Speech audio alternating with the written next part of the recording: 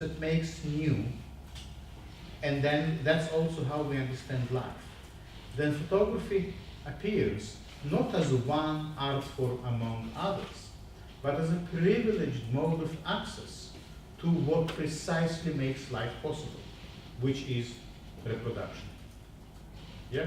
Now it could be that this has something to do with photosynthesis.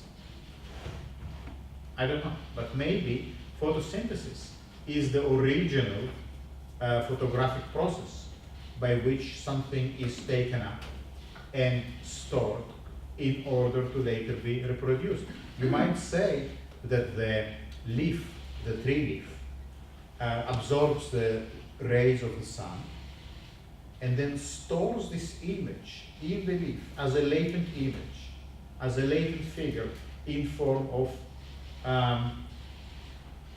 carbon. Yeah? And then, later on at night, this stored image is being developed, as we would develop a photograph, converted into energy that lets the leaf, the tree grow, or something like that. Yeah?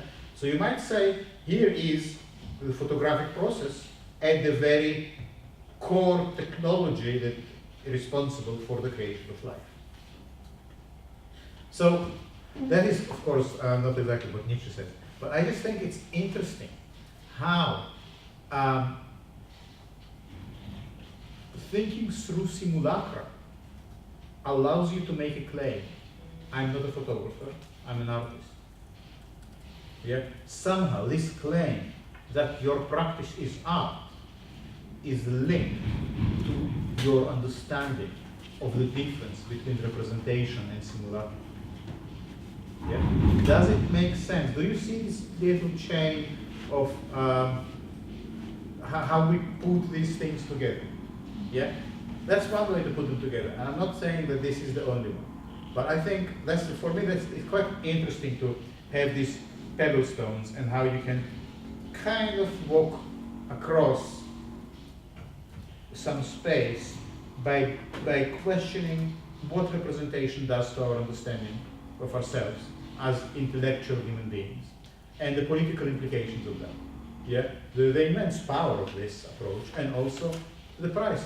You know, how much it costs in terms of human relationships, in terms of oppression, in terms of subordination of the body to the mind, of the feminine to the masculine, and you know, various other things that immediately spring to mind once you establish this pair, mind-body, in which the mind always has the upper hand, even though it doesn't have any hands. So once you start unraveling that, and then you take the next step, and you look at the body, and you say, well, what is the image of the body? The body is just it's just present. It's being in its pure form. Yeah? What the body does, the body it just wants to be, just wants to somehow remain, stay alive. And that is how you get to think about simulacrum as the image that is not, rather than being a representation of something, it is just this something, it just is. And once you think about the simulacrum as the bodily image, and the body, as we said, the body is always engaged in a process of survival, of photosynthesis, or digging, or whatever kind of labor or work you need to do in order to maintain your environment and your existence within it. You always need to somehow engage with your environment, with the shelter, plow a field, invest your savings, whatever, fill your car with petrol. You always need to be doing something. Yeah? So where is this doing? Where this doing stands in relation to art? Well, then we turn to an image that is this doing, and that is this dissemination, this reproduction, this continuous process of remaking via scaling, copying, modifying, regurgitating, and that seems to be one of the defining characteristics of the photographic image, because it is an image which is based in industrial processes of remaking. So it seems to me that it will be slightly short-sighted to think about photography as doing just one thing, which is like this, and forgetting that it is also that, forgetting that it has thickness. Thickness is something that we're going to think about today. Because how do we get to understand this thickness? Now Nietzsche has a way to think about it. And what is Nietzsche's way of thinking about this thickness? It's the eternal return. It's the eternal recurrence. Yeah? Stay with photography for a second. So what returns in photography? Where is the return? What happens over and over and over again?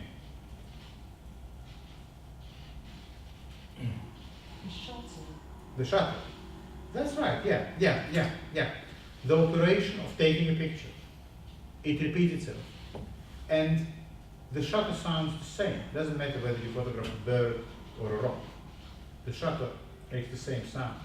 It just comes back again and again and again. It's almost like, again, we took this.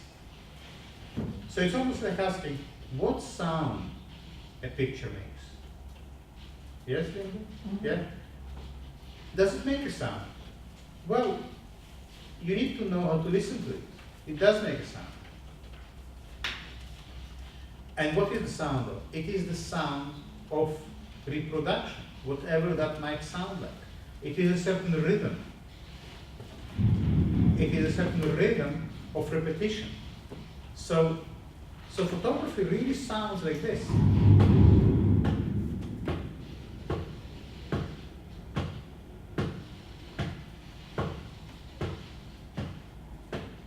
That's what it sounds like. It could be faster or slower. It could be some rhythms, but whatever image you're looking at, you might be able, or you should be able to hear this repetition. Why to hear and not to see? In a sense, we are slightly tired of seeing. Seeing always leads us back to the representational image. Always leads us back to the picture. Yeah? But we want to get to that. We want to get to the process. Because the process of making and copying and duplicating, well, why should we be even interested in the process? Well, because we are also a process.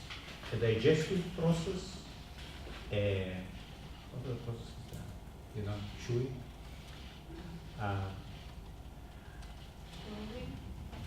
Aging. Nice. Yes. This process is somehow corresponding with our essence. And perhaps the photograph really then becomes a self-portrait. But not because it has my face on it, but because it is like me. It is something that goes through repetition. And it's something that goes through deterioration. And it's something that goes through erasure. And it's something that goes through writing and rewriting cycles. And I might find myself somehow locked in these cycles. So then the image then becomes not a reflection on my being, but something more like part of my being, something more like performance of my being, yes. Rather than the picture being a representation, it becomes a performance. So that's quite a lot to take in. How are you doing with that? So where Nietzsche comes into it. So Nietzsche is writing this little book, Ecce or Ecce Homo, in the very last months of his sanity. It was 1887 when he collapsed on the streets of Turin. It was 87? I don't remember. Could someone? I think it was 87. Yeah? 1889. Okay, yeah. So that is really the last month of his sanity. Now the story of Nietzsche is kind of important to the whole to the book. Let's go over it very quickly. But if Nietzsche touches you, if you find that you want to spend time with Nietzsche, then just start reading. There are some great translations to English. I don't know about other languages, but in English, Kaufmann translations are very poetic. Kaufmann was translating Nietzsche after Second World War, and he wanted to prove that Nietzsche is not a Nazi. And his solution was to make this really beautiful, make him very accessible. There are later translations that there's a beautiful Cambridge edition that is online. I think we also have it in Dropbox. And what do you have? Is it in Cambridge? I got it there. I think that's also good. There's lots of translations. Just don't go for the very old ones. Usually if you just take most of the free, let's say, Kindle translations will be really old and they're hard to read. I would definitely look for something from the 60s onwards. And that's when people start to develop a more consistent vocabulary to translate Nietzsche. And this is a great book to start. Nietzsche doesn't write like many other philosophers. He doesn't write long texts. He writes in aphorisms. So do you know what is an aphorism? It's like an anecdote. It's short passages, and he doesn't write long chapters. Many of his things are 10 sentences long, some are a couple of pages. And so one thing to ask is why he writes in this aphoristic way that traditionally is reserved for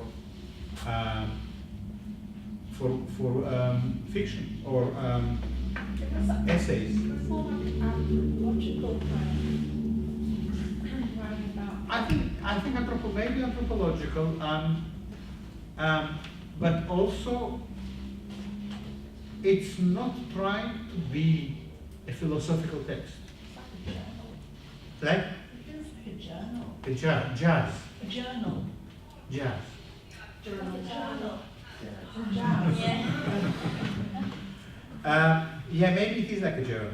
There is a great story by Stephen Zweig, which if someone will find, we can even read in class, about Nietzsche. Because Zweig is a great writer. He imagined it beautifully, how Nietzsche lives in his little pension in these rented rooms in Italy and Switzerland, very polite, very lonely, thinking very carefully about anything he might eat because he is very ill and everything causes him pain. You know, the wrong kind of dinner and then he will have a sleepless night. His eyes are all the time watery because first he's ill, then he spends days and nights in his little room when he has one good suit and like two shirts, scribbling away in his notebooks, mostly out of loneliness, mostly because he has nobody to speak to. And this sense of profound loneliness, and also the profound sense that he is a unique human being who can only have a conversation with himself because there is no one else with whom to talk. That kind of what animates Nietzsche's text. That all sounds very sad. You will not get a hint of sadness in his writing. He doesn't write from a sad place. He writes from a place of extreme happiness. So in the last months of his sane life, he writes this little book that's called Ecce Homo. And he calls it's his autobiography. How one becomes what one is. How one becomes what one is. Ecce Homo, what do you know about that expression, Ecce Homo? What does it mean? And where is it from? What does it relate to? Pontius Pilate. So what does it mean? What does it mean to say Ecce Homo? It's not a God. What does it mean to say Ecce Homo? When Nietzsche says, this is my autobiography, Ecce Homo, what does he say? Not exactly. The phrase comes from Jesus when Pontius Pilate talking about That's Jesus. right, Said, yes. He's not a God, he's just a man. Yes. He's not divine, he's just a man. Right. So And what does it's it mean? What does it mean when Nietzsche says Ecce Homo? He's saying, I'm just a man. No. He's denying Very God. close. But no, he says, I am Christ. Christ is Ecce Homo. Christ is just a man, in the words of Pilate. But Christ, of course, was God. But is Yeah. it- One second. When Nietszhe says Ecce Homo, he says, I am Christ. Yes. Oh, I just remember that because he had this idea that in everybody there is the divine. So is it correct? I'm not sure he has this idea. I'm not sure he has the idea that everybody has the divine. No, in the meaning that divine is creation. Are you talking about Nietzsche or about Nature. divine is created? Well, yeah, but you see, he really is not talking about the divine. Mm. Not at all, because he's one of his most famous pronouncements is God is there. Yeah, I know, but I mean it not in the meaning of God, God. Yeah. I mean it in the way that God is creation. Okay. So not the God. Okay. Just the concept of pure creation. Yes. So that's exactly the question that he's asking here. How one becomes what one is. How one becomes what one is. If it is true, as you say, Natalie, that what one is creation.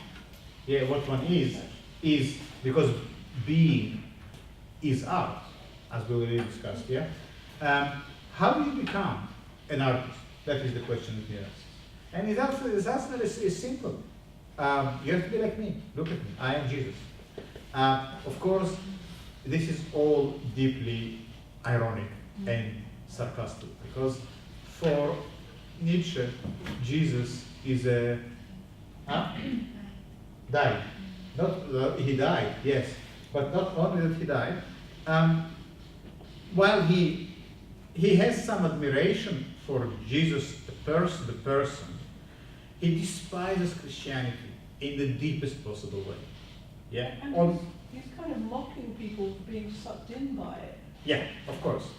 Yes. So when he says, I am Christ, this is mockery. But this is also, you immediately can see that this is an artwork. Yeah? Because what does it mean to say, I am Christ? That is already making something up. Okay. And then the subtitle, how one becomes what one is.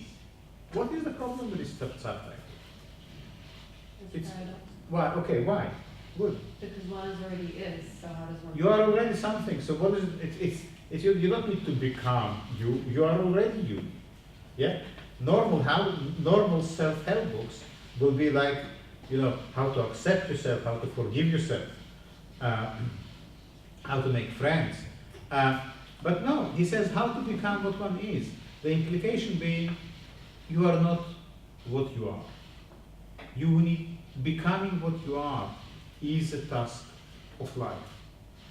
And how one becomes what one is. To keep things very, very simple. That is the book. And if you started reading it, I know I gave it to you quite late, but I think there is a reason for that. Because I like you to read it just before you come to the class. So when he starts this, when you start reading, you think, well, this is the strangest autobiography I have ever read.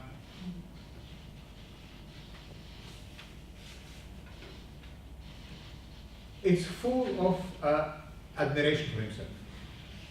If you just look at the available chapters, on this perfect day, why I am so wise, why I am so clever, why I write such good books. Yeah, that's what we're going to look at today. So if you open the autobiography, and the first 3 chapters are why I'm so wise, why I'm so clever, why I write such good books, you know that something here is not quite like a normal autobiography. So the first thing we can already say, Nietzsche, you might say he performed the hostile takeover of the autobiography genre. He took it and subverted it. He made something out of it. So what does it remind you of? To me, it reminds me, for instance, the way Cindy Sherman takes the film poster and subverts it. The film poster as a genre that advertises films. You know what it is. It's usually a single still frame from a movie, but sometimes it's choreographed specifically for the purpose of the poster. And then it sits in the window of a ticket office in the cinema.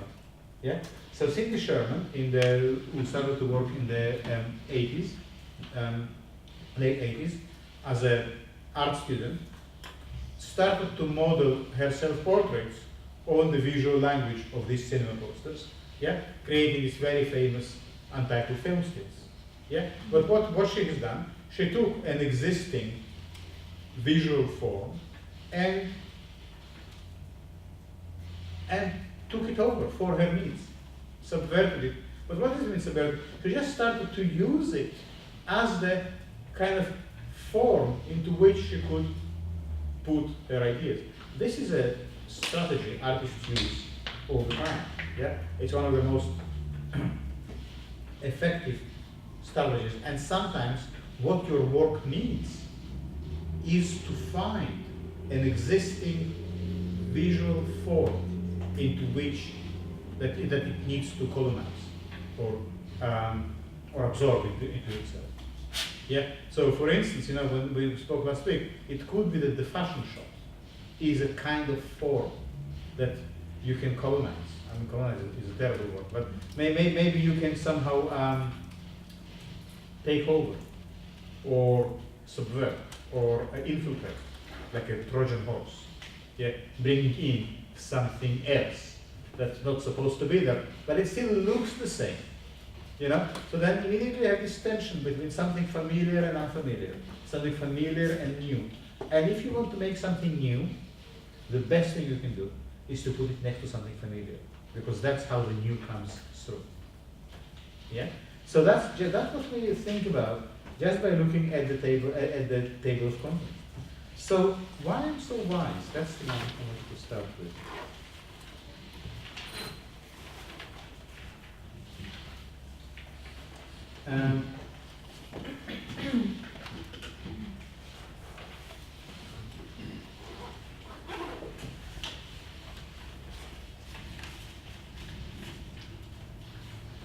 So let's see, what is our situation in terms of reading?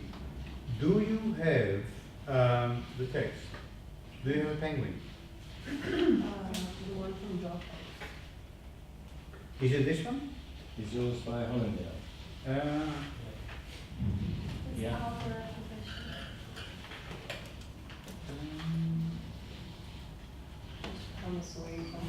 Yes, it is Hollindale, yes. So do you have Hollindale? Yeah. Do you have Hollindale? We could try to put it on the screen. Shall I put it on the screen? Or you will be okay with it? Screen? Okay. In the meantime, could someone start reading to us from Why I Am So Wise, starting from the top? We need her German voice. Sorry? What happened? We're getting a German voice, Ah. because he hates Germans so much.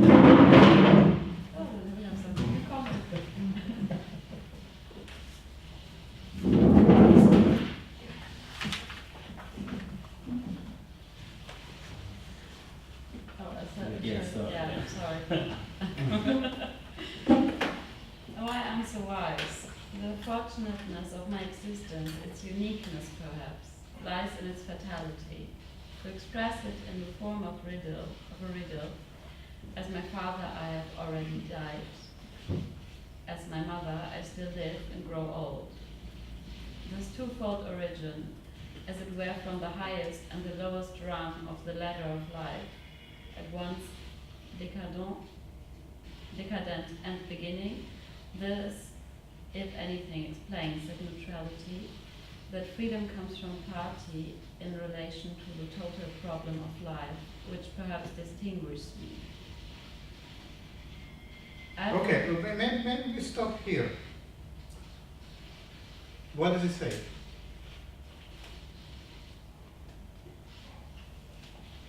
It's a duality of life, or he feels as a duality.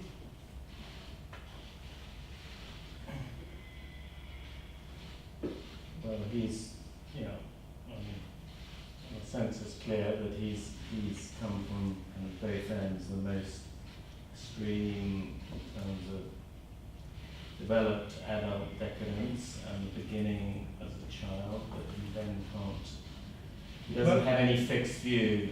Take on this notion of duality, because I think that slightly connects to what we said earlier when we spoke about the image. Oh, here we are.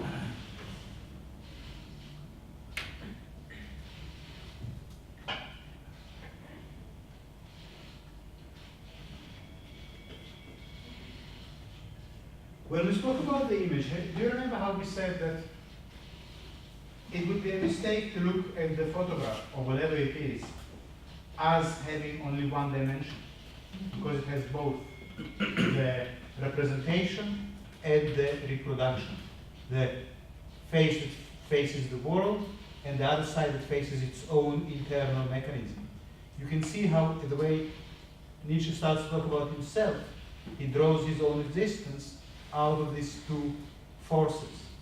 Yeah? I'm just trying to at the same time. But it's not a duality, because No. it's a ladder, it's covering the entire spectrum. It's not a dialectic. He's saying he's He's from the most he's simple in to both, the most. so he's not into one camp, as it were.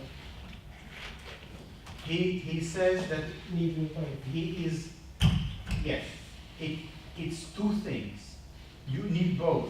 You need both representation and reproduction. You need the Platonic image and simulacrum. You need two in order to make a person, in order to make a child.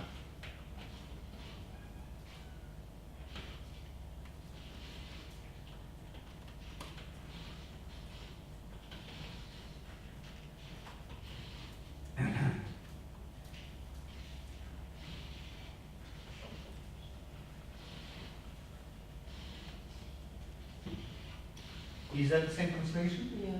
That's No, it's a different. But it is different from what you Yeah. were just reading. Shall we just stick with that then? That's what I thought. That's what you got. Yeah, but- Yeah. And can you read it? Can you see? It's not from there. Yeah. No? How much bigger? I put my glasses, I can read it now. You can read it. Which translation is that? But it's just from Dropbox, so you can open it on your laptop. It's Thomas Wayne. Thomas Wayne. Yeah. Oh, It's Bruce Wayne. not Bruce Wayne, it was the first one on the web,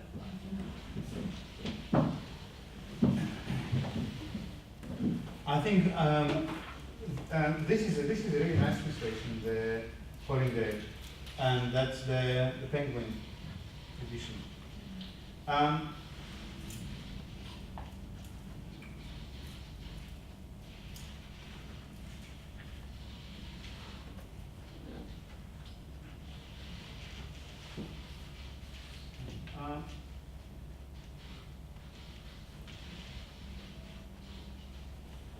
Let's go to 7.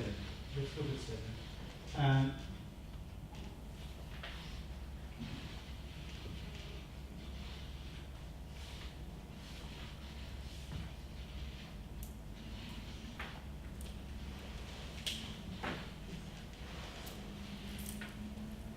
But what you also, we just read a few lines from the first chapter, and you know, what do you expect from an autobiography of a philosopher? You would expect basically some kind of intellectual history. What you get with Nietszhe is something so entirely different. He says, he really is asking seriously, why am I so wise?